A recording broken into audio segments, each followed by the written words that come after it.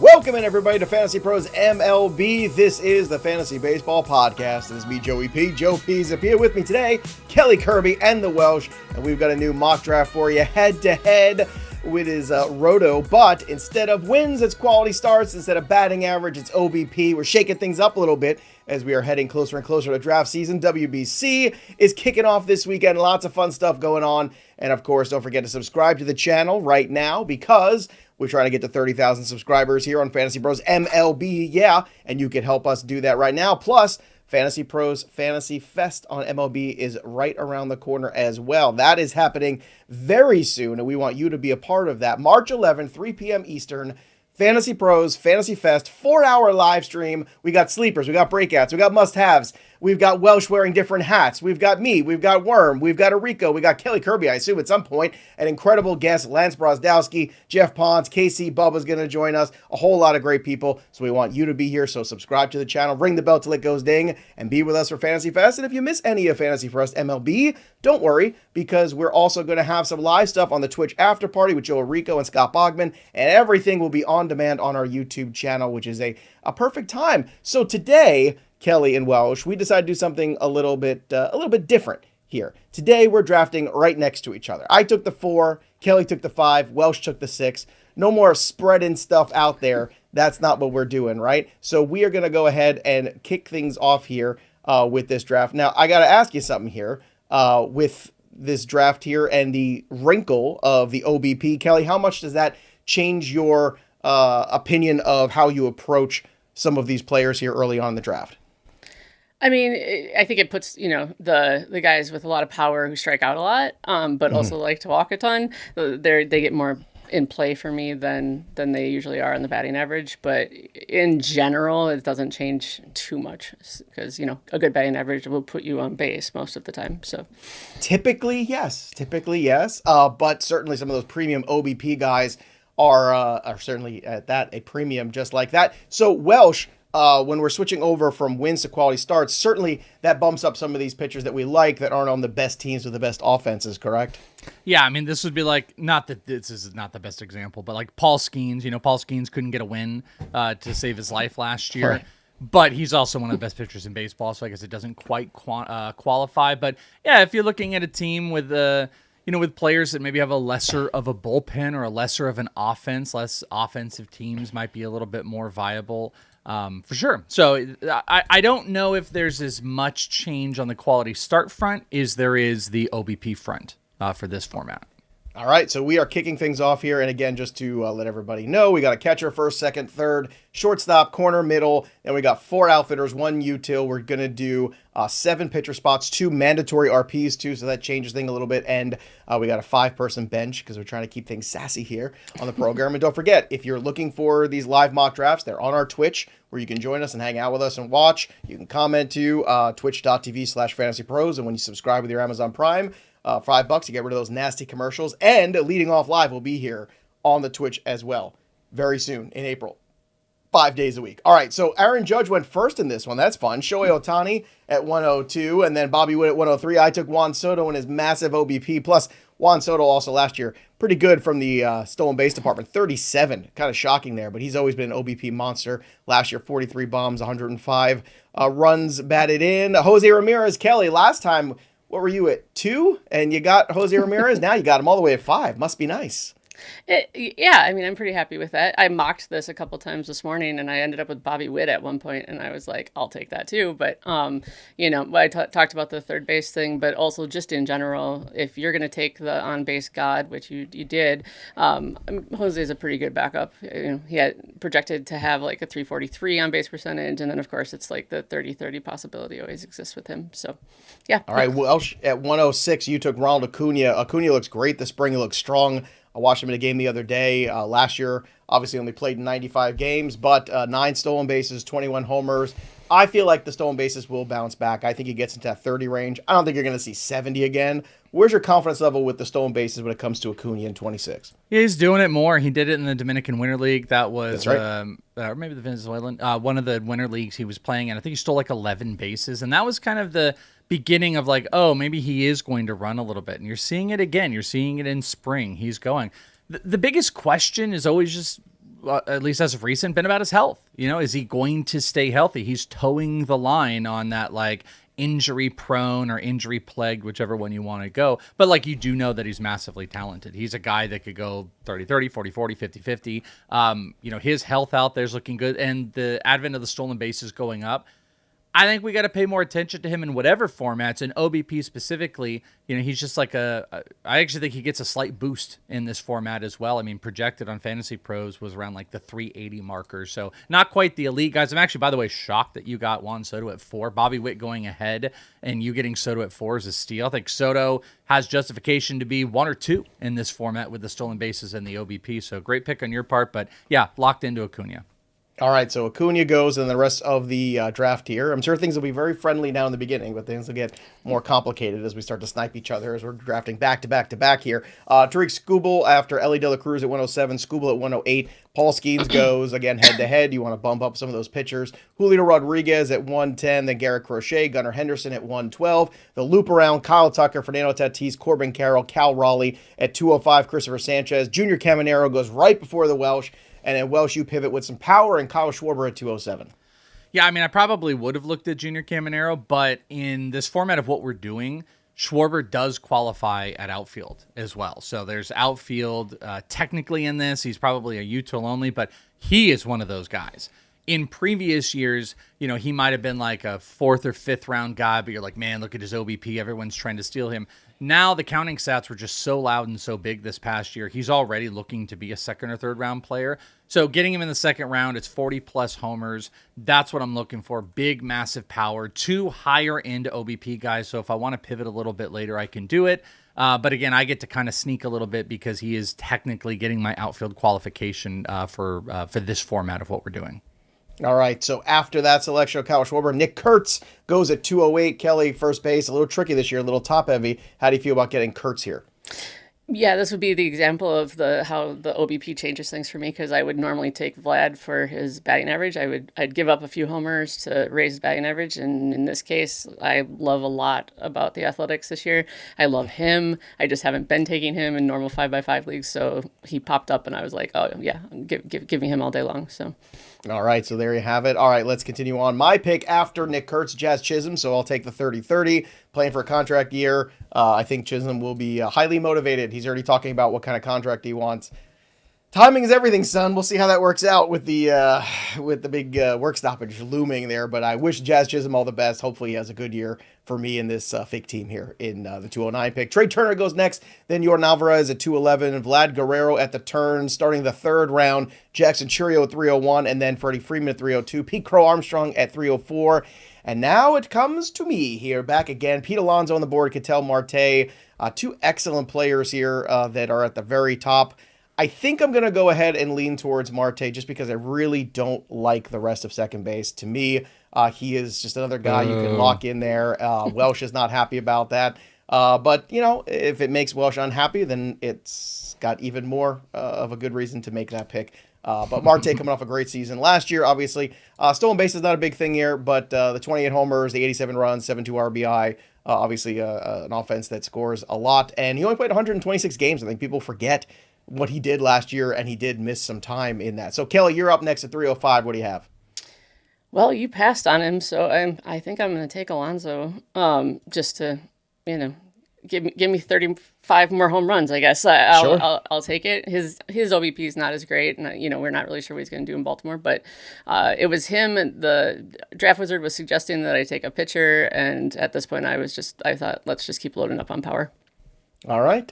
Next up, the Welsh. What are you going to go after the next selection here in the 3rd round? And by the way, Lindor's still falling here in this draft with the hamate bone. Well, not just the hamate bone, but also not like a big, massive OBP guy either. I mean, what is this? I think we have it on the 2026 projections from the #1 projection system, Fantasy Pros, accurate ranked last year, 326.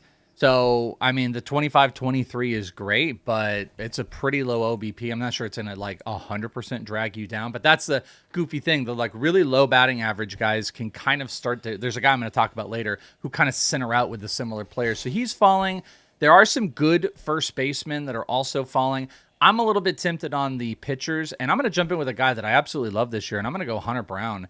Hunter Brown, this is one of those instances where I look and I go, this is a guy that can get me six innings projected at 18 quality starts this year. Has a dicey maybe team around him and a dicey bullpen around him with Hader hurt. But if I can get the quality starts out of him, I feel good. And I passed up Yamamoto just because, like, yes, there's a great bullpen there, but the 6-man rotation maybe takes him a little bit out of it. So I think he can get good quality starts. But I love Hunter Brown this year, so I'm tapping my first pitcher. I think you're being optimistic that the Dodgers can have 6 healthy starters at one time. And by the way, Roki Sasaki keeps getting rocked everywhere. So you could see him in AAA to start the year. Let's just see. Hunter Brown goes to the Welsh. After that, Roman Anthony at 307. So obviously that's the Joe Pisapia bot here at the Team 7 pick. Francisco Lindor at 308. Finally, the slide stops. Yamamoto goes at 309. Manny Machado at 310. Logan Gilbert goes at 311. And then at the turn, you've got the end of the third round with Logan Webb. Welsh, when you're coming back here in the fourth, what are you trying to pick up here? What's on your radar now that you have your DH, you have Ronald Acuna, Hunter Brown? Are we hitting the infield next or just BPA still? I got to tell you, the one thing I'm a little bit regretty about is just having like the first 2 picks as outfielders. I'm looking again and it's just like I see some outfielders that I really like and there's some that are falling here. I am staring at first base though. I mean, we have somebody who's live in here drafting, so I kind of don't want to like say who I'm talking about, but there's a couple non-first baseman position players that I am kind of staring at. There's just a bevy of good first base, which makes me want to take him and makes me want to pass. But also, if I want to double tap on the pitching, there's a couple elite guys that are in there. So that is what I'm looking at. Rafi Devers goes, Zach Neto at 402, James Wood at 403, Bryce Harper, Matt Olson, nice little first base run there. So 3 first basemen go here in these 5 picks. And then Cole Reagans goes right before you. So Welsh, what's left at 407 for you? Well, I was looking pretty hard at James Wood. That was one of the guys I was mentioning is just like, OBP kind of protects him on the batting average struggles. Matt Olson was also one of the dudes I was looking at. So, I mean, I got kind of hit a little bit. I normally feel like I would go hitting in this, but I'm going to pivot a little bit to play around, and I'm going to take one of these pitchers because we might have just lost Hunter Green for a little bit. If people saw Hunter Green's out for an MRI, had some elbow soreness, that kind of takes the top off of some of the elite guys.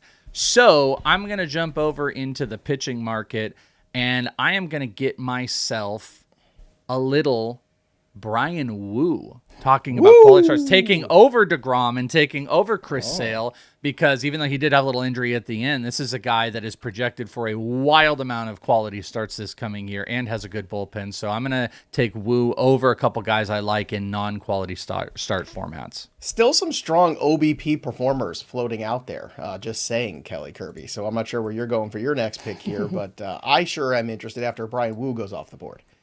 Yeah, well, I was going to pick Brian Wu because he is in line for a lot of quality starts, et cetera, et cetera. And so now thank God we have a 10-minute timer. I have some time here. Well, I didn't want to put any pressure because we were all drafting back to back to back. So no, I know. It was let's great. make things easy on everybody today. Take it easy. We did do it dangerous, though, because our boys posted this in one of the live Yeah, reads. I didn't know that they were going to do that today. When I saw one person jump in, I was like, oh my gosh, we need to start this quick because that's going to get dangerous. Who Dat is a pro. I'm not concerned at all. Don't worry. Who Dat's rocking it. Stay on top of that. All right. So, Kelly, what do you have here? Oh, I am still looking.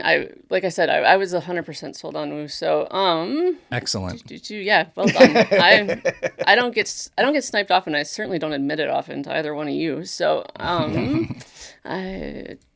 she's throwing off her game because Bogman's not here today. She likes to be the bully. I do. Also, I'm very excited that I did not pick Hunter Green in my NFBC league this morning. I thought about it.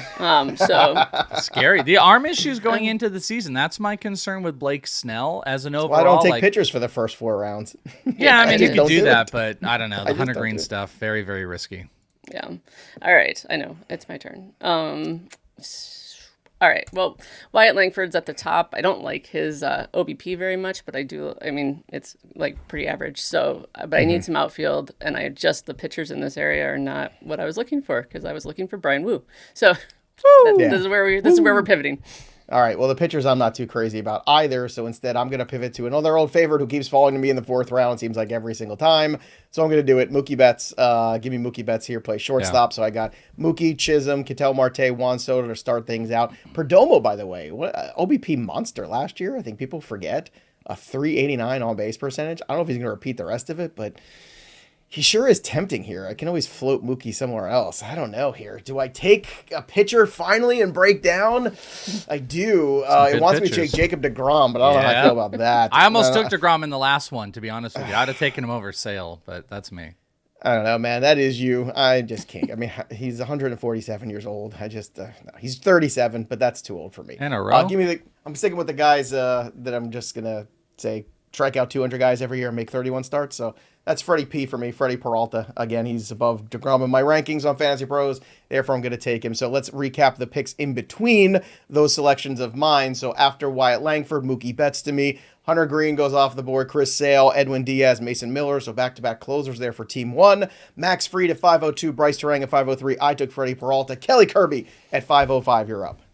Yeah, it's suggesting Jacob deGrom, and again, there were 3 years in a row where he didn't pitch enough innings to have a quality start put together in the season. So I'm gonna go with my cousin, and I'll start my pitching with George Kirby today. Nice. When Kelly Kirby selects George Kirby, all the stars have aligned in fantasy baseball. All right, Welsh, 506. You've got 2 pitchers, you got 2 hitters. What comes next for the Welsh lineup? I'm dying to take an outfielder, and I just don't know if I want to go 3 outfielders with no infielders whatsoever. That is just going to hurt my heart a little bit. So I am going to go. I was actually kind of just like, oh my God, please stop talking here. But Perdomo, you're right. Perdomo is a little high, but Perdomo gets the extra boost in this OBP, and the OBP format. Does. Yeah, and he does a little What's bit of your take everything. on Perdomo after the breakout year? I feel like a lot of people aren't buying in as much as you would expect off of a breakout season. Do you get that same vibe? Oh, 100%. The thing with him is like he's going to hit in that 1 to 3 spot. So in some capacity, he's either going to be being driven in by Carroll and Marte, or he is going to be doing the driving in. So the runs and RBI, the guy had essentially 100 on both. I think 90-90 is easy because he has a super, super easy hitting profile, doesn't strike out, doesn't whiff, doesn't chase. He's going to get on base a ton. So then the question comes back about the big counting stats in the homers and the stolen bases. This team likes to run. They got to manufacture, and it's a hitter-friendly environment. I think the low end is like 15-15, 90-90, and 280. Is that worth a top 50 pick? I don't know. Top 60 pick? Probably not. But the upside of him going 20-20 again and repeating, and in this format of OBP, really, if you can find a guy that's 380 or above, that's the elite territory. So getting an elite OBP guy gives me that extra advantage. I think Perdomo's in a good spot, though. This is slightly higher than I would usually want to take him. And by the way, Brent Rooker was the guy that I almost took, and I was going to guess it was Brent Rooker. That was 100%. My guy. It's fun to see Van Rod in the chat and a couple of our OG folks from the leading off era. So that'll be fun. Can't wait to start that up again. You said that like together. It's not going to be back. You're like, from that good old leading off leading off era that's coming back in a couple of weeks. Well, I mean, we're going to be together live in Arizona for opening day. So I'm very excited about that. You, me, Bogdan, and cousin Donnie, and some friends that I have not met yet, obviously. So after Perdomo, Brent Rooker went right after. Jackson Merrill at 508. Had some great discussions on him in the last show. Go watch that on demand. Andres Munoz at 509, Riley Green at 510, Jacob deGrom at 511, and then Framber Valdez, Austin Riley at the turn at 602, Alex Bregman, then Joe Ryan, Randy Rosarena at 604, Yohan Duran, Josh Naylor. I was hoping he would make it to me. He did not at 606. Welsh, you are up on the clock here, so you finally got 1 infielder. So is it back to the outfield for you? No, it's going to be back to the infield because this is another guy that I absolutely love, and he's got lots of position eligibility in this format. I know primarily he's going to be a third baseman. I feel like, I'm going to just take him as a third baseman in this so I can move him around. Michael Garcia is a pretty easy pick for me. Also, projected over 350 on the OBP front, 20 stolen base, potential 20 homers. Michael and Geraldo Perdomo are kind of the same guy, and I just paired them with Acuna and Schwarber, so I'm getting lots of stolen bases with high OBP. That's the only thing. I have not yet sacrificed my OBP, which is going to give me an advantage, so I've got to make sure I'm paying attention to that before I get There's a guy that once he goes, and maybe he went and I'm not looking here, once he goes, I'll say who it is that I love taking in every single draft, but I probably don't take here because of the OBP, and we'll get to it when we get there. All right, Kelly, you're up next on the clock at 608. I am. So now I'm looking at my pitching again. And I am buying into this guy, and I have started to wonder why, if maybe I'm just spending too much time with Joe Rico and Tyler, but I'm kind of in on Dylan Cease. Okay. I think he's gonna have a good year. He's gonna strike out a bunch of people. And if he doesn't, then I'm in deep trouble. And Well, then that's spend less time with those guys. That's what you do. Yeah, exactly. All right, I'm going to look for a little bit more stolen bases and a little bit more of a bounce back too. It's tough because Springer did have the second highest OBP of anybody besides Aaron Judge last year. Fun fact. Did you guys know that? He was at 399. Aaron Judge was at 457. So he actually had a higher OBP than Juan Soto. I just don't know if it's repeatable. Yeah, where was Soto at? Soto was at 396, so only 3 picks behind. But I'm going to go, Cody Bellinger's out there too. That's an interesting selection here too. I don't have a first baseman. You know what? I think I'm going to take Bellinger. I was going to take Duran, but you know what? I'm going to take Bellinger here. Again, a little flexibility for myself there also. Then after that, we had William Contreras, CJ Abrams, Jarren Duran, Luzardo, Ben Rice. Springer went right before me. I think it's time to go back to the pitching for me personally, and I'm going to go with my boy Yuri Perez here. Bradish is the recommended guy, but I just don't feel as confident in him as I do about Yuri. Kelly Kirby, you are up next year. You have 2 pitchers and a bunch of hitters. Where are we going for 705? I'm actually going to go with what Draft Wizard wants me to do. And it's not a guy I typically buy. He's not going to help me in OBP, but apparently I'm just going to try to wrap up all the power categories, and I'm going to go with Willy Adames. There you go. Slick Willy Adames off the board here. Look, slow start and then pick things up here in the second half. Still finish with 30 homers, 12 steals, only a 225, but hopefully you get a little bit of a rebound. That first year of a big contract, I always feel is weird for guys too. They got to settle in a little bit. Welsh, 706, you're up next. What do you have?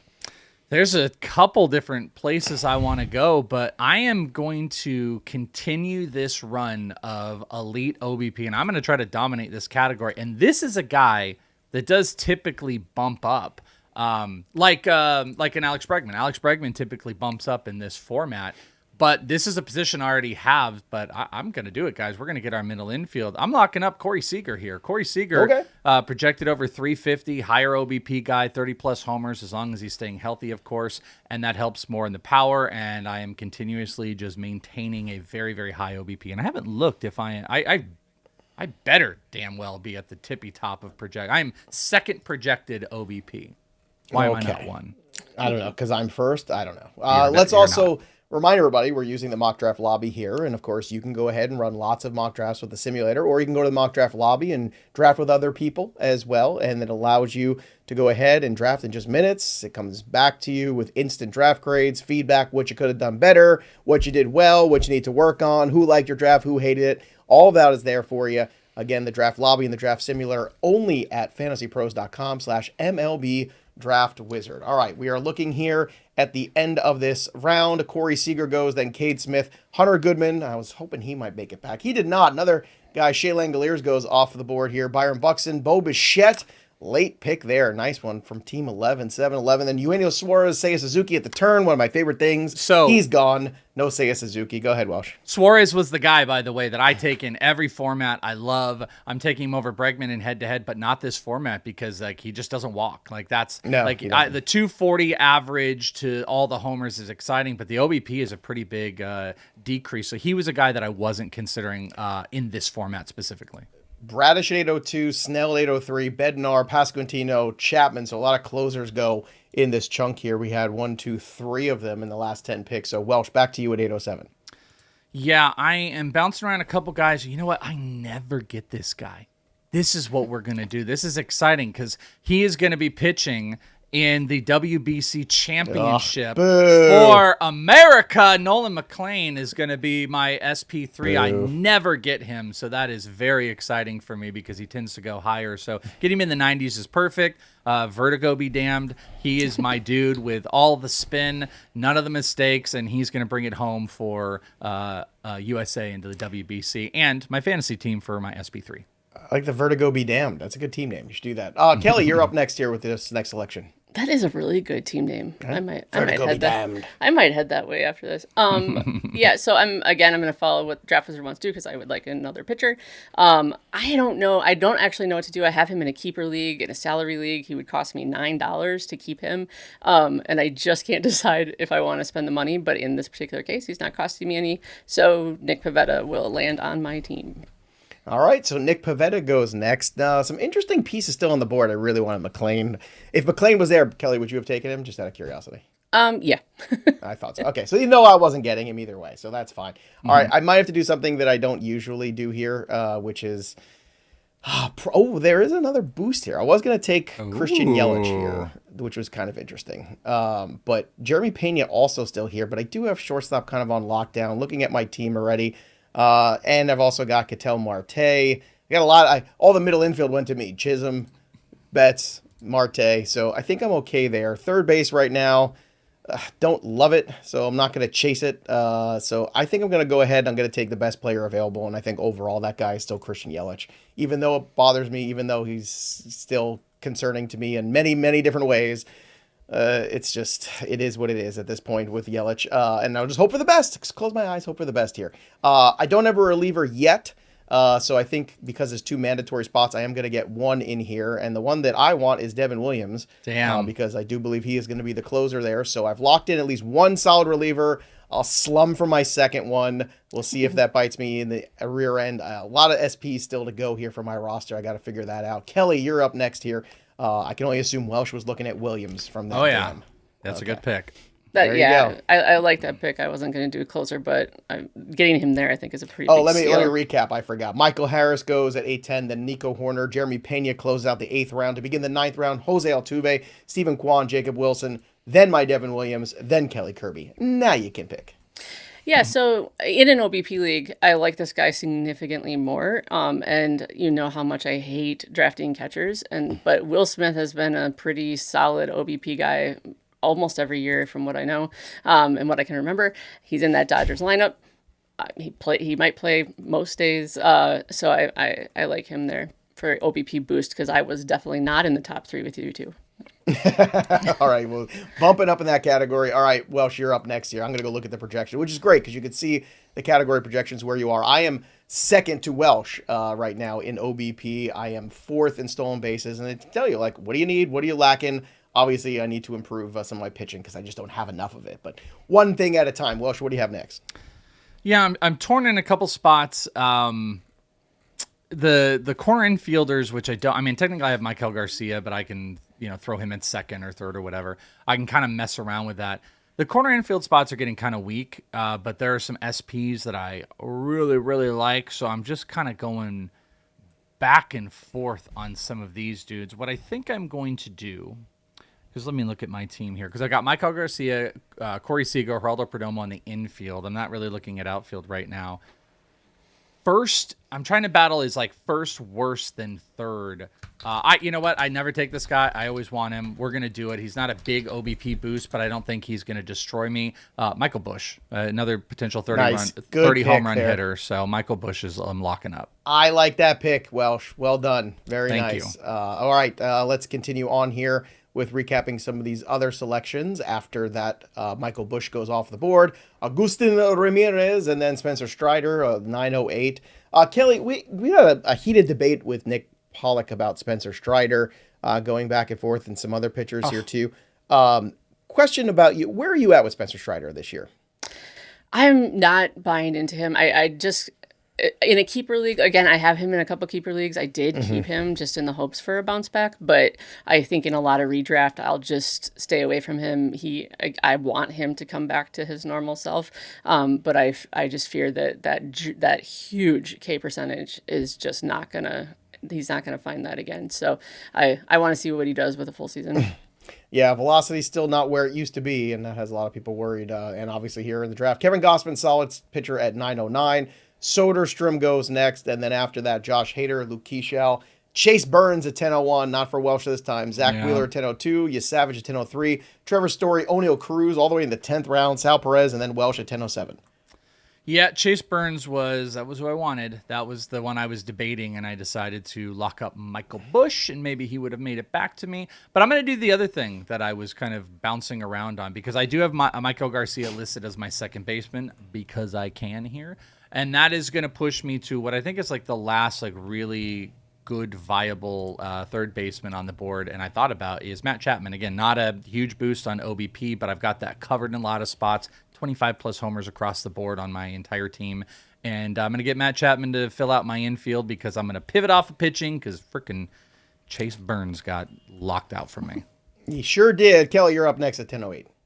I am. So the Draft Wizard, I'm looking at outfield at this point. Draft Wizard wants me to take Taylor Ward. I do not want to take Taylor Ward, even though I do think he is like undervalued, but he is he's such an up and down guy. So in head to head, it makes me a little bit nervous. So now I'm looking at two. I think they both, one used to be an OBP god. The other one is like in a contract year and he's kind of an under the radar OBP guy. So I'm actually going to go with Ian Happ. Right. I like him where he is in the lineup, and it's like I said, it's contract year. He's 31. He's playing for probably his last one. So let's do it. All right, because it's head-to-head, I am contemplating Tyler Glasnow. He's still out there. Yeah, me too. I was. It's just because it's head-to-head. But here's what I'm gonna do. I'm gonna pass on it because Sonny Gray had 200 strikeouts last year. Sonny Gray is steady. Boston's gonna be solid.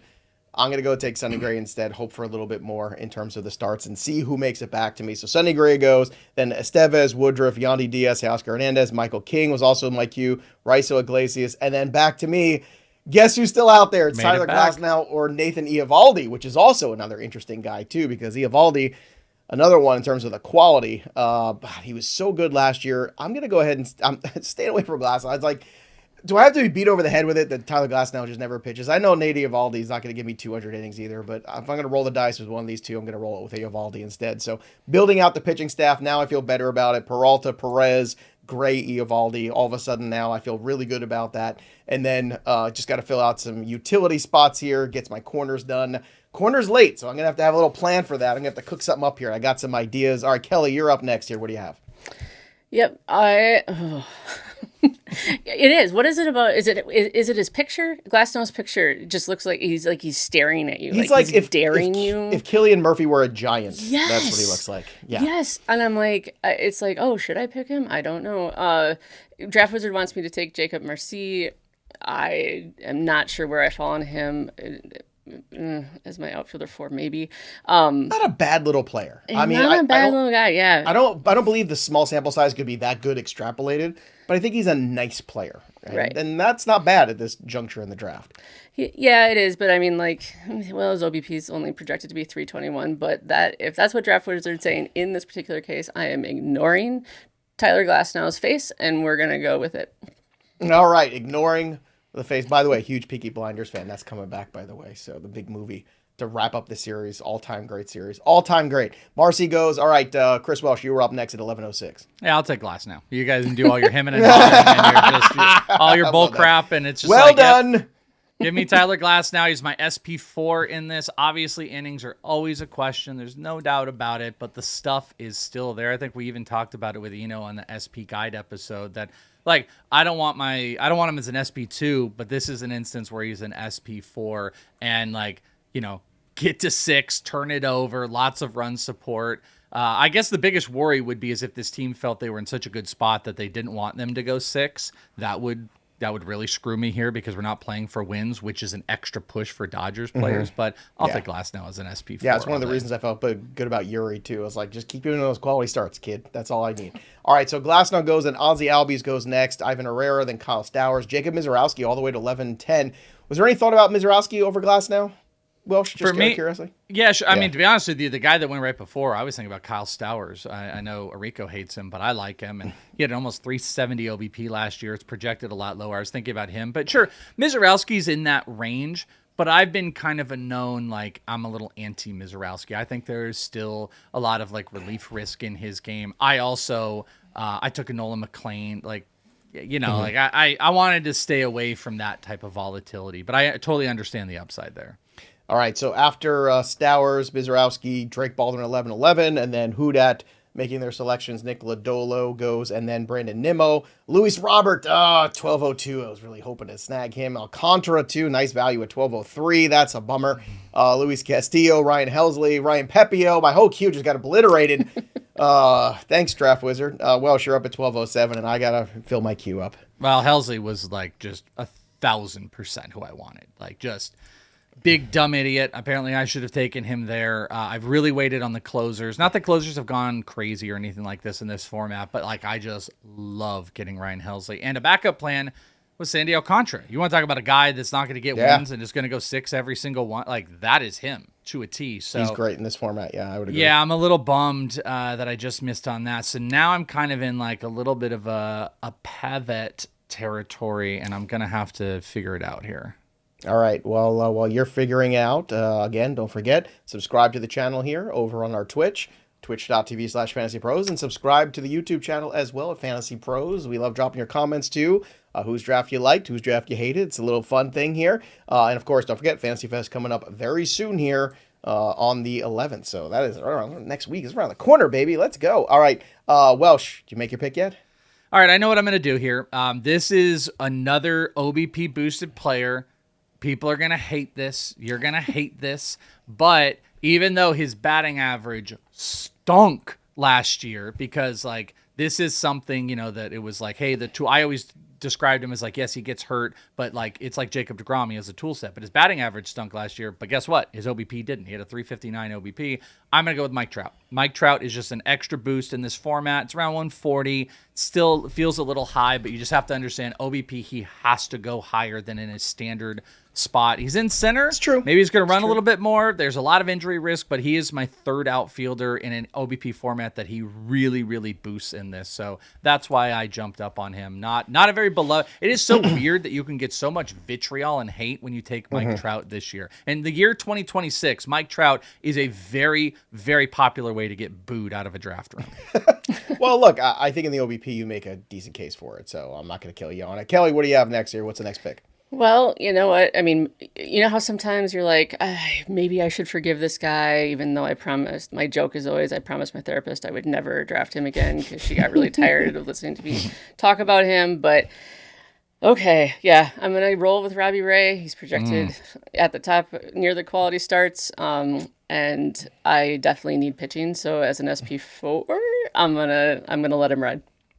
All right, I'm going to go ahead and take Emmett Sheehan, another starting pitcher here. Off the board on my team, another strikeout artist too. I like that a lot. Then I've got another selection to make here. Ooh, some more pitching too that I actually really like. All of a sudden, I'm really enamored of some of the starters in this range. Looking at my team too, I still don't have any corner guys, which is a little concerning considering I've got to have 3 of them. So I might want to start addressing that, I believe, in some fashion. But maybe. Might be a good idea. Look, I try to take the best players I can until I have to fill needs. That's what I'm trying to do there. And you know what? Jorge Polanco's on the board. I'm going to go ahead and take Jorge Polanco and slap him in there at third base and hope that he can nail that down for me a little bit. Another guy, 20 home runs. That's not so shabby there. Kelly, back to you here before we get to your pick. After I took Sheehan, Taylor Ward, Trevor Rogers, another nice selection there. Cam Schlittler, Contreras, Lawrence Butler, Gavin Williams, and then I took Polanco. You're up at 1305. I am, and I do not have any closers at all, and I am in the middle of that. Like you said, the pitching here is like these are some of my favorite guys. I mean, Drew Rasmussen is on the board, and I'm staring at him. Draft Wizard wants me to take Mackenzie Gore, who I think also, I mean, he had such a fantastic first half last season. But I am going to roll with Jeff Hoffman for Toronto because he was announced. I mean, they're rolling with him, and if you can stomach the fact that he might give up a home run every game, other than that, he's a great closer. All right, Welsh, you're up next. What do you have? Well, that's what I was going to do. I was thinking about double tapping. I'm going to take the closer that I really do want as my second closer because I want like Ryan Helsley to be number 1, but closing is getting a little dicey. I'm taking Daniel Palencia. I think he is unfazed in that Cubs rotation. The players talk about that the confidence they have in him, guys saying that he's going to lead the league in saves. Like he's just the guy. So, you know, there's a guy like Emilio Pagan that's out there, but it's a dicey ballpark. I think I'm in a good spot with Palencia. maybe I'd be much better if he was my second closer. But we're in a little bit of a bind where we're all going to be chasing some of those guys. So Daniel Palencia for my 150 whatever pick there. All right, so Palencia goes at 1306, then Joe Adele goes, Andy Pajes, two solid outfield picks here. Bubba Chandler, I just watched Lance Brazowski's video too. I know he's coming on the Fest. He was one of the breakout pitchers for him this year, was Bubba Chandler. So interesting take. Last year he had Cabrera and a couple other good guys on that list. Yanier Diaz goes next, then Dansby Swanson at 1311. Mackenzie Gore goes to Houdat at 1312. They're up next with the first pick of the 14th round. Looking at right now the projections where we are in the categories. I'm still at the top there with Welsh and OBP, but I am behind on stolen bases, RBI, home runs. I got to pick it up a little bit here. Quality starts, I'm in a good spot here. I'm looking for some other names to pop up here. Kelly Kirby and I kind of in the middle of the pack with saves. Welsh down below in strikeouts. Kelly's trailing me as well, so I feel pretty good here. I got to lower that ERA a little bit, so we'll see how I can figure out a way to do that soon. All right, let's continue on here with the picks. As we go through the draft board here, just waiting for Houdat to make their selection here. Again, Murakami's still out there too. He's lasted a long time. Xavier Edwards, then Drew Rasmussen. Connor Griffin goes at 1403.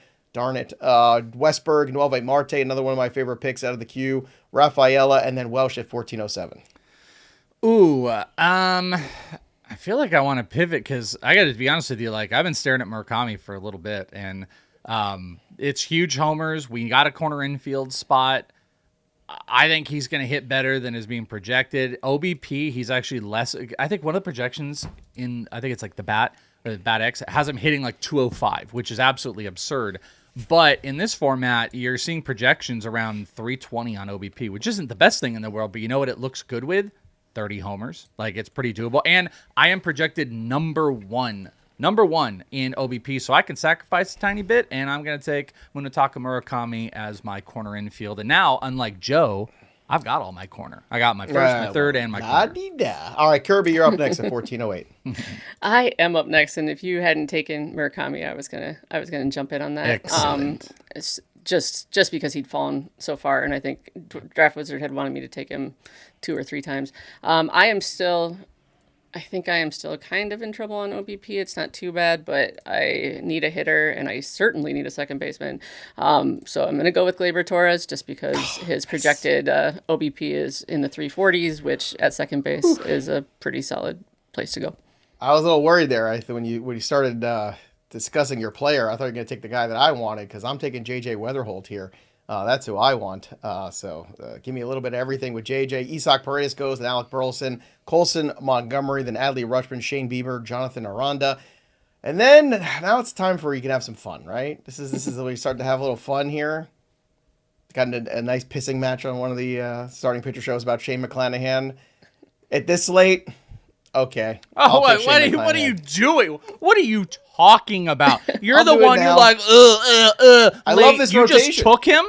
I took him as my my 8th starting pitcher. So my yeah, God. 1, 2, 3, 4, 5, 6, 7th. I'm sorry, 7th starting pitcher. Yeah, I'm okay. I'm okay with him as my 7th guy. I will do. Get out of here. Kirby, you're up next here, 1505. Man, did I not see that coming. You have ripped him all preseason. So now, it's March 4th, and you're like, I guess I'll come around with it now. So hold on. Here's 7th starting pitcher. I will take a chance on Shane McClanahan. Here's some other pitchers. Welsh in here's some other pitchers that are out there. Shoto Imanaga, Ranger Suarez, Shane Baz, Aaron Nola, Zach Gallen. These guys were all available still. And these were guys that you were like, yeah, bruh, you were making the case that he shouldn't be inside the top 60 SPs. That's not true. I'm not making a case for Shane Baz or Ranger Suarez. None of those guys. The only guy in that mix that you even mentioned that I was making a case for possibly was Gallen. Gallen is interesting to me. That was the only one, but he was awful in the first half. So I'll roll the dice here. We'll see how it goes. Love it. There you go. You're welcome. You're welcome. So I'm also, I only have 4 starting pitchers, so I can't throw as many darts at pitchers I happen to love, like Shane McClanahan, so whatever, dude. Sounds like Zach Gallen time for you. No, I'm going to stay away from him too. Not that this is necessarily better, but this is one of those close your eyes. Draft Wizard says he's my best option, so I'm going to go with Tanner Bybee. He looked good, a couple years ago? Then last year was just all over the place, but he's projected to be like 3rd or 4th of what's left on the board in quality starts. So I went there. All right, Welsh, you're up next. What do you have? Emilio Pagan, I talked about him in the last round. If I'm not going to get any of the top 15 closers, I should probably attempt to do some type of a double tap and get a couple guys that I think that are locked in, secured into their gigs. And Emilio Pagan is. I mean, it could end up being a for better or worse, if you know what I'm saying. But Pagan has been kind of proven that, and they love him. I mean, Francona loves him. And if that team is going to be winning a whole bunch, he's going to be closing out some games. So Pagan and Palencia, I think that's a pretty good alternative to what I kind of missed out on earlier. And I really was hoping he was going to make it back. So I'm surprised he did. All right, we are in the home stretch here of the draft. We're going to try to bang out these picks here. Emilio Pagan goes to Welsh, then Ranger Suarez, Shoti Managa, Zach Gallen, Brandon Lau, Pete Fairbanks, and H2H has 2 selections up here. So H2H, go ahead and make your picks here. Kelly Kirby, how do you feel about your team shaping up so far? It's a little odd. I do not like my pitching very much. At first glance, but that might just be the Robbie Ray problem. I do love my power with the hitting. And I kind of filled in with guys that are going to be on base a lot. And I'm not a big fan of Wyatt Langford as my first outfielder, but I don't hate my team. I just don't really see how I put it together, and yet it kind of makes sense. I don't know. So that's where I'm at. I don't hate it like Welsh. All right, Welsh, do you hate your team or do you hate Kelly's team, or where are we at? No, I mean, I hate all your guys' teams. Your teams aren't mine, but I love my team. I think I've sometimes in these spots I'll get a little dragged down or lost in, especially batting average in normal basic leagues. I'll just kind of get all excited and freaking out. Oh, look at the power and the speed and blah, blah, blah. This is an instance where I think I've done a really good job balancing both the power and the speed and being one of the tops on OBP. So I think that does a whole lot for me. All right. So we're just waiting for H2H to go ahead and make that selection here. Of course, you're watching us on our Twitch, twitch.tv/fantasypros. That is the place to be. We appreciate you hanging out with us today. Do a little mock draft action here. So here's a question from ES Sports. Should Wheeler be going earlier? He might only miss 3 or 4 starts. I'll let you guys start with that one because I have a very strong opinion about Wheeler. Kelly, why don't you give us your 2 cents on Zach Wheeler? Is he going too late, too early? Where are you at with him? He's another one that I'm kind of just staying away from because it's the thoracic outlet syndrome for him, right? Was that was the situation? It's a different version of it, yes. Which is what everyone keeps telling me. Don't care. So therefore it must be fine. I agree. I don't care either. Elbows are certainly terrible. Tearing things is bad, but the thoracic outlet syndrome, I just try to stay away from it if I possibly can. He could come back, miss 3 or 4 starts. What if you get him mid-May, June, then that's great. But I'm not willing to wait for what I see as a giant dice roll. All right, let's go to the next opinion here, I should say. Welsh, what do you think here about Zach Wheeler? Where are you at with him? Yeah, give me Wheeler wherever I can, by the way. As an SP3 or 4, I think it's worth the risk. But I will point out, I've said it in not full hypocritical style, I'm worried about guys like now Hunter Green and Blake Snell. But all reports have been really, really positive about Zach Wheeler, and he's coming at a pretty tremendous discount. So I have taken him in multiple spots. The only thing I don't like is exactly what just happened. It's hey, we should all be boosting him up, and now he's going to start rising as we get into these big March drafts, and he pushes inside the top 100 or pushes inside the top 30 or 25 SPs. That's where I think you're taking on some inherent risk, but I don't mind taking him as SP3 or specifically SP4.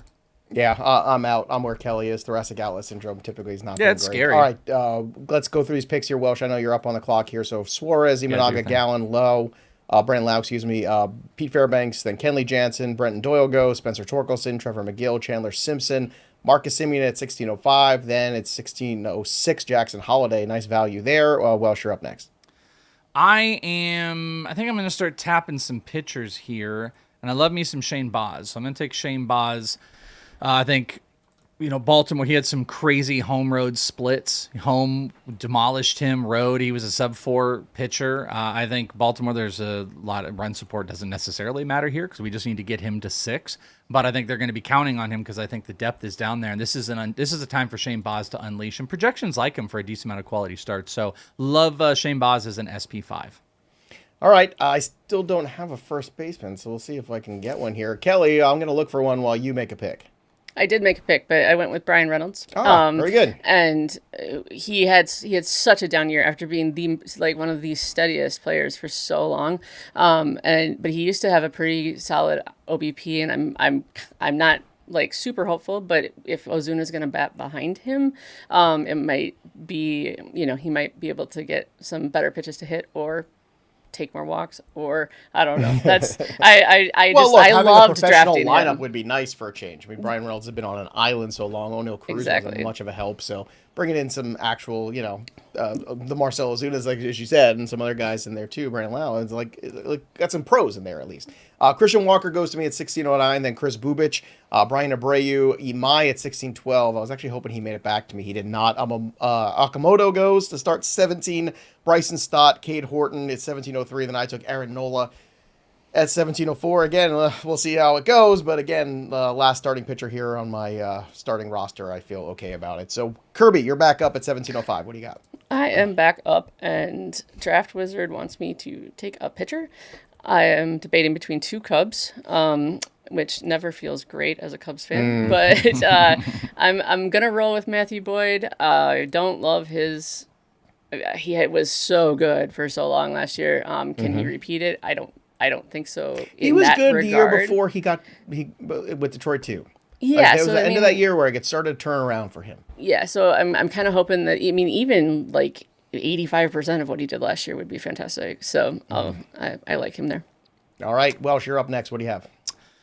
Well, there's a couple guys that I want to take. I'm going to take the other Cub. I'm going to go with Edward Cabrera. There's a big benefit to the ballpark that he's going to be pitching in now. Good strikeout numbers. I think I want to chase a little bit more on the strikeouts, and I just need some more SP. So Edward Cabrera and me just kind of crossing my fingers. A couple other guys are going to fall back to me. All right, we'll see how that works out. Alejandro Kirk goes, then Jack Flaherty goes, Dylan Cruz, Ezekiel Tovar, Jack Caglione, my guy, didn't make it back to me, unfortunately. Helio Ramos ends the 17th round. We're going to begin the 18th round here. So, Welsh, what's your target in the 18th you're hoping for?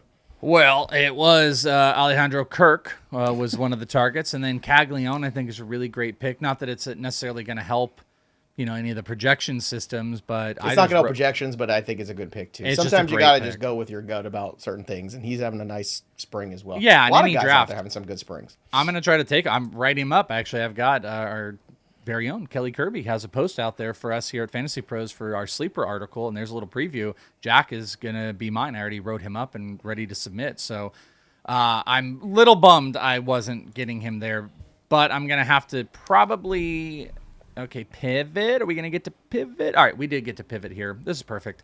As my SP, I think 6 or 7 without doing the hand gesture, Merrill Kelly. Merrill Kelly's back is having some good signs right now. Like they're talking about him missing only the very first series, so he wouldn't even go on an IL stint. And he is a guy that is going to eat up innings. And the Diamondbacks, friends, have to get their pitchers to go 6 because they have the worst bullpen that has ever been put together in baseball history. That's why Zach Gallen in this format was even more worthwhile. But Merrill's the same way because they have a tremendous defense. One of the best defenses on the infield and a great defense on the outfield. So as long as Merrill is healthy, this is actually a steal of a pick.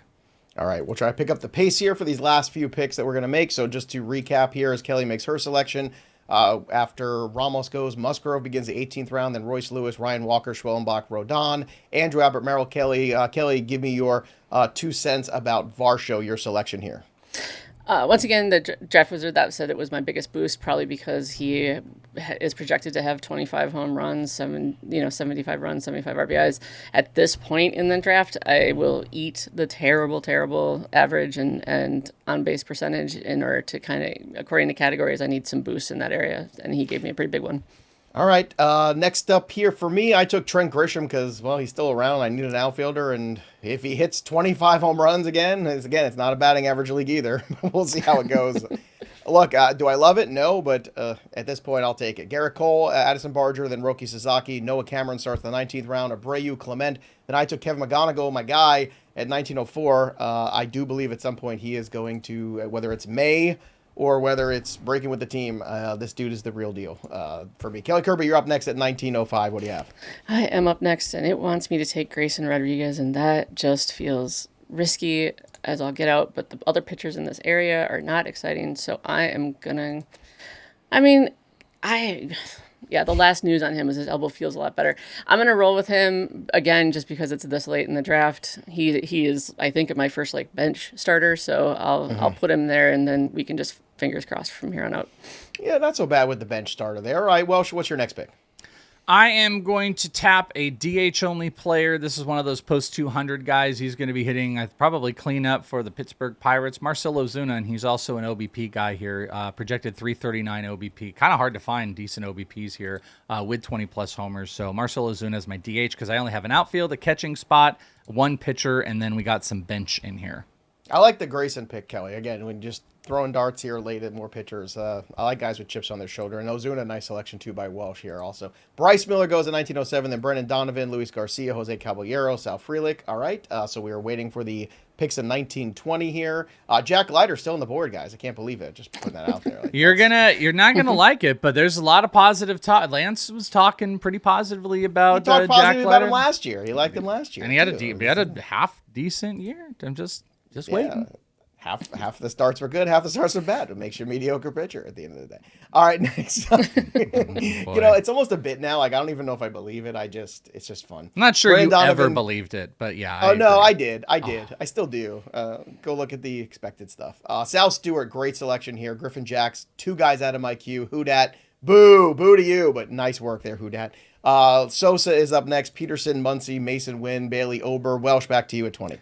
Man, I am kicking myself. A huge mistake I made was Max Muncy. Max Muncy is just a phenomenal pick there because he's one of those players that he gets boosted in this format. So we let that happen. So I'm kind of pissed that I ended up doing that. I need another outfielder, and then we're going to be going to some of the bench spots. A lot of these outfielders are not going to help on the OBP front. We're kind of at that territory. But I'm going to take a guy that's also get some stolen bases here, and he's a little bit further down, Ramon Laureano. Ramon Laureano, a 2020 potential. Looks like he's going to be locked into the outfield for the Padres. So I took him over a couple guys that were being suggested by Draft Wizard. All right, Kelly, you're up next at 2008. I am, and Draft Wizard wants me to take Xander Bogaerts, and I don't want to take Xander Bogaerts, and so that's where we are. But all of a sudden, you don't have to take anything from Draft Wizard. You do what you want to do. I don't have to. Oh dear. Also, my thing froze up for just 1 second. Let me look. All right. Yep. We're gonna just kind of go back to the whole OBP. Grab a hitter. I can never pronounce this guy's last name. Oh, Shanwell. I love this pick. Shanwell. He's going to bat behind Mike Trout and Ward. So when they're good or playing, he's got some RBI options. But he also he takes a ton of walks. So I like him from an OBP standpoint. All right, not bad there. All right, next selection here for me. I'm going to go ahead and I'm going to take Adolis Garcia. Because I do believe that there's some fun bounce back. Again, he's on my bench now, so if I need to put him there, I can. All good. Actually, no, he's my last outfielder. Pardon me. So still good with that. I moved McGonigal actually to my bench, so that's fine. I'm fine with that. We can make that's that. That's fine. Everything's fine. That's fine. Everything's fine. I wanted Dennis Santana too. I guess I should have taken him first, but he ended up going. Quinn Priester went. Dennis Santana, Jose Soriano, Manaya, Jack Leiter, 2 picks before me. Ryan Nelson. What am I going to do now? I'm just beside myself. All right. Next up here, I need another reliever, and I don't like any of them. So instead, I'm going to take. I'll take some more pitching here, and let's take Ryan. It's either Ryan Weathers or Cody Ponce for me. I go back and forth. I'll take Ponce because he qualifies at RP. I'm going to stick him in that second RP spot and be a jerk. That's what I'm going to do. Kirby, you're up next. I am up next, and I need. Is there anybody left with saves? Not really. That's why I took Cody Ponce. Oh, good. Yeah. I mean, do you want the closer for the White Sox? You'll find saves. We all. Yeah, find I'm saves. gonna take him. Just because he's there, and I only have one reliever, which I'm not a big fan of, even though it's head to head, and you can punt that category. I also need some ERA whip help. Not that he will provide it, but maybe he'll give me some saves in the middle of it. All right. Welsh, you're up. Well, Ramon Laureano had a 350 OBP last year. I don't know where the projections were at on him. Another guy that had like a 350 OBP last year and is an immensely high sleeper in so many spots that I'm going to take as one of my bench guys is Dalen Lyle.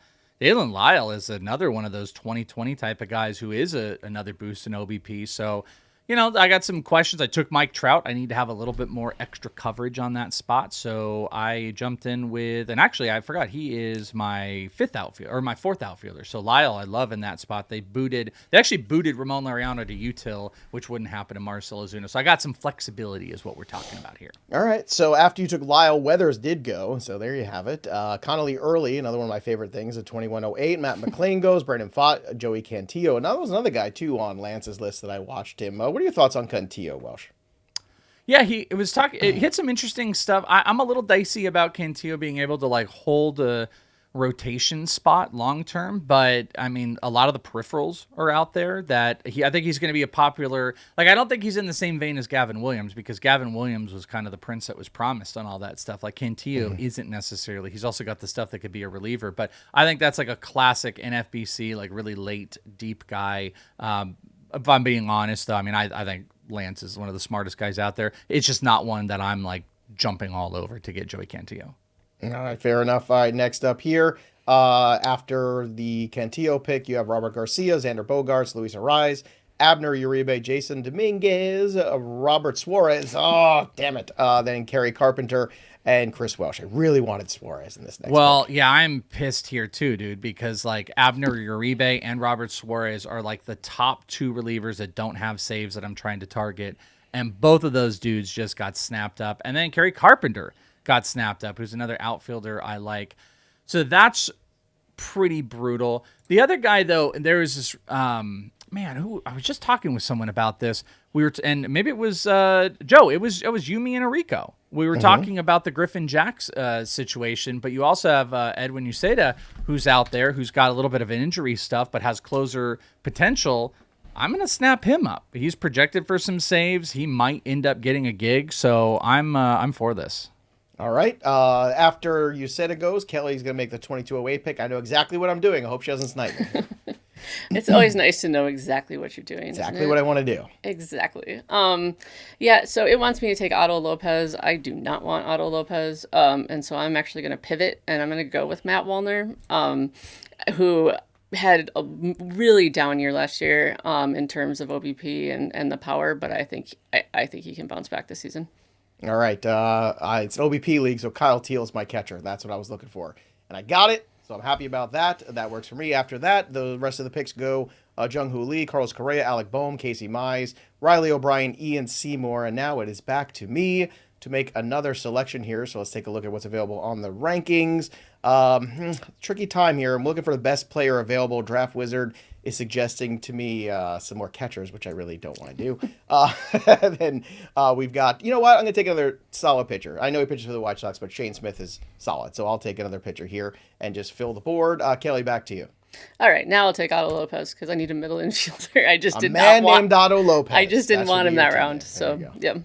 All right, Welsh, you went and took Gabriel Moreno, so you're good at catcher now. How do you feel about that selection? Yeah, it's fine. A couple guys I wanted before, but Gabby's going to get on base. Hopefully the power potential is going to pop up a little bit. He's kind of lowly projected in games, so I think there's an outside chance he can be a 350 OBP, 15 homer guy this season, and he kind of hits in a primary spot in the Diamondbacks lineup, but he's got to stay healthy, and that's been a big problem. So I think he's a fine what are we almost pick 300 for a catcher. I'm getting the last one. I'm pretty happy with that. All right. After that selection of Moreno, Mark Vientos goes, Caleb Durbin, Spencer Steer, Chris Bassett, Mickey Moniak. Nice selection there. Who that took? Alvarez. That was my other catcher that I was looking at. Alvarez has a lot of power and upside. There's no doubt about that. If it ever clicks for him, I think everybody forgets he's still just 24 years old. He is just a child. So, I mean, if it ever clicks for him, he could end up hitting cleanup in that lineup. It's very possible. Next selection, Yusei Kikuchi to begin the 24th round. Then Logan Henderson, Manzardo, Detmers, 2405, Kodai Senga, Brady Singer, nice value pick at 2406, and then Welsh at 2407. I am going to take, this is a guy that kind of perpetually gets thrown in as as trade bait here, but he gets a lot of quality starts. It's a pretty good team. If he stays or gets traded, either way, I think Mitch Keller is just a guy that I think I can snap in on as maybe even streaming pitching spot. If he doesn't end up working out, I can go and, get, any type of spot starter, but don't hate that. Quality start projections are pretty good for him. All right, Kelly, you're up next. What do you have? Yeah, I liked Mitch Keller there. I thought that for exactly that reason, quality starts, his ability to go deep. I also like Zebby Matthews. I like his upside. We are in round 24. I was like, let's just see what happens with him. So I don't know if he'll be on an innings limit, but the Twins are going to need a lot of help. So they might leave him in for a while. I don't know, but that's where I went. Okay, after Kelly makes her selection, I took TJ Friedel, then Hurston Waldrop goes, Jared Jones, Brett Beatty, Andrew Painter, Brian Bayo beginning the 25th round.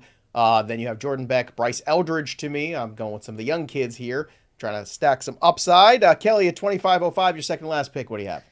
Yep, Draft Wizard wants me to take Miguel Vargas for the White Sox, and he's another one that I'm like, there's potential there if he can put it together, but he's projected for 17 home runs, so I'll just keep boosting the power category for myself. All right, Welsh, what do you have? Colton Cowser, lower OBP guy, but going to get the full season, potential 2020 guy. So I'm down for a little bit of Colton Cowser. All right, so we are in the home stretch with the last pick, and then we're going to give you all of the background here, what went right, what went wrong, who won the draft, who lost it. We're going to give you that update here in just a moment. Let's see how the rest of this draft goes here. The board goes like this after Cowser: Andres Jimenez, Clay Holmes, Luis Severino, Seth Lugo, Troy Melton, Carter Jensen to Houdat, making their last pick here at 2601, excuse me. It is Reynaldo Lopez and Javier Baez, Luis Heel, Brooks Lee, Justin Crawford, Braxton Ashford, and the Welsh. Your last selection is... I need to get some stolen bases. Man, do all the stolen base guys not look great, low OBPs, but I'm going to take Victor Scott, even though the lowest of OBP guys I have, but projected over 30 stolen bases. So getting that on my bench, and we'll see what that ends up doing to my total team here. All right, Kelly, what do you have? I would love to get a guy with a really low whip, so I'm going back to Gabe Spire, even though the last time we did this, Draft Wizard hated me for it. They did not like the Gabe Spire. I remember that. You're not doing it right if Draft Wizard doesn't hate you just a little bit. All right, I'm going to take another upside play here just at the end. Take Basayo just in case. Give myself some upgrade. I got a B+. I like this. I will take the B+. I feel pretty good about that. Finished third in this draft. Finished first, team 2. Finished second, Kelly Kirby. Well done. You're the big winner. Houdat was 5. Welsh was 6. Said that Emmett Sheehan, Kyle Teal, and Friel were steals. They like my stack of Chisholm, Bellinger, and Grisham on the Yankees. I said, what if I took Vlad Guerrero? But you know what? I'm very happy with this draft. It says I reached on Polanco, Weatherholt, and McGonigal, but again, it's always going to tell you it reaches on some of the younger players because of the way projections are set up. So that I don't have a problem with. I liked my draft. Andy Barron's liked my draft. Welsh and Bogman both liked my draft. Wow. Ariel Cohen didn't. Joe Arrico didn't. Screw you, Arrico. And Dalton Del Don didn't as well. Welsh, who are the guys and gals that liked and didn't like your draft, and how to go?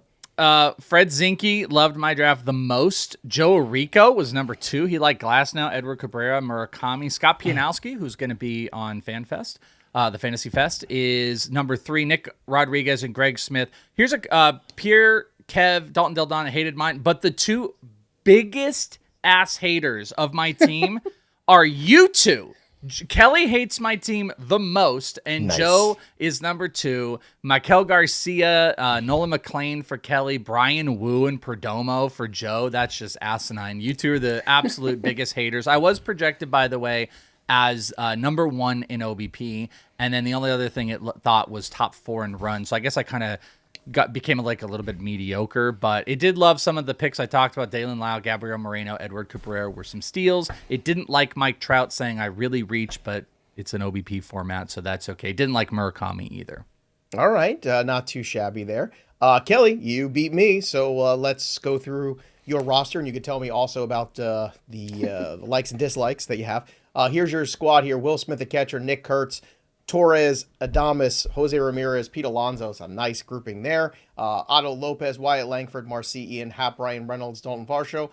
Not a star-studded outfield necessarily. Wyatt Langford, pretty solid, but you're getting it done.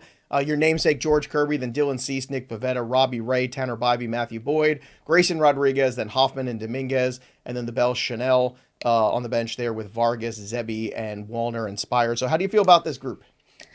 I don't think I have ever drafted a pitching staff that I hate more than what I just did.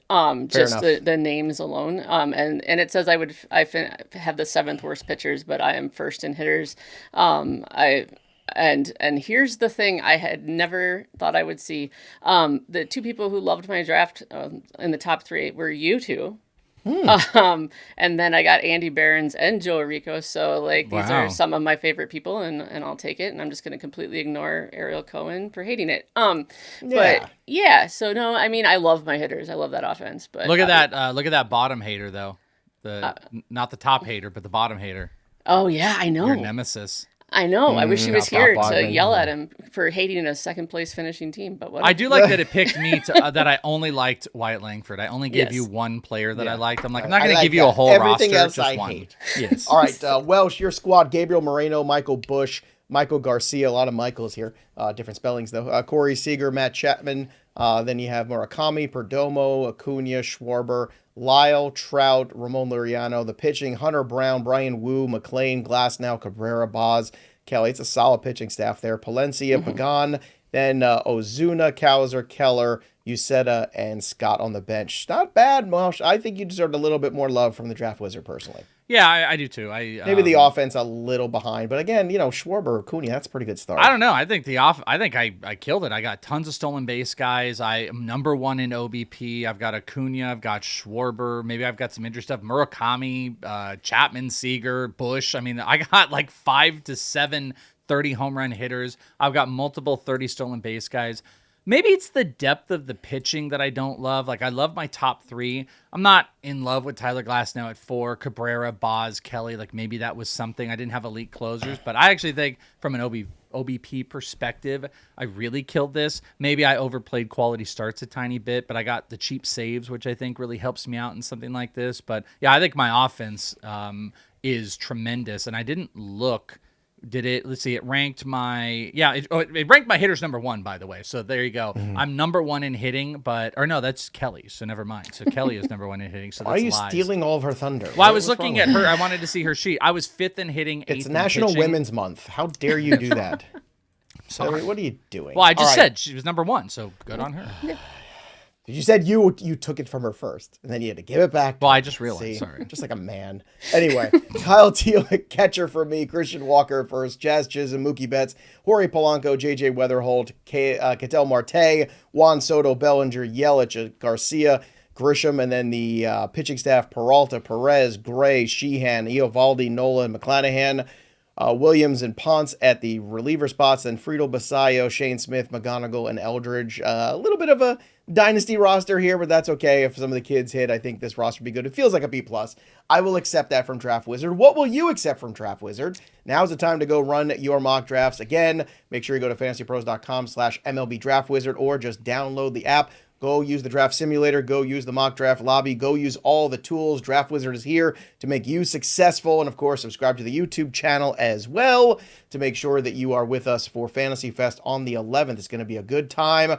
3 p.m. Eastern, we start 4 hours of fantasy baseball goodness right here. That'll do it for us, but the story of the game goes on. For the Welsh and Kelly Kirby, I'm Joey P. We'll see you next time, kids. Happy drafting.